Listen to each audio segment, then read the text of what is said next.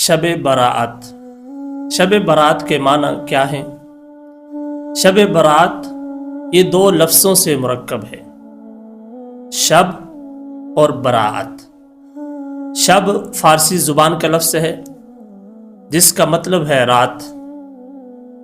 کوئی بھی رات ہو اسے شب کہتے ہیں فارسی میں، آج کی ہو یا کل کی رات ہو، رمضان کی رات ہو یا محرم الحرام کی رات ہو، کوئی بھی رات ہو اس رات کو شب کہتے ہیں فارسی میں۔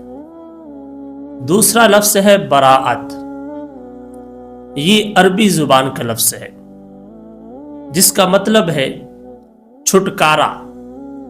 حدیث کے مطابق چونکہ اس رات میں بے شمار گناہگاروں کی مغفرت اور مجرموں کی بخشش ہوتی ہے اور عذاب جہنم سے چھٹکارا اور نجات ملتی ہے، اس لیے عرف میں اس رات کا نام شب برات مشہور ہو گیا ہے۔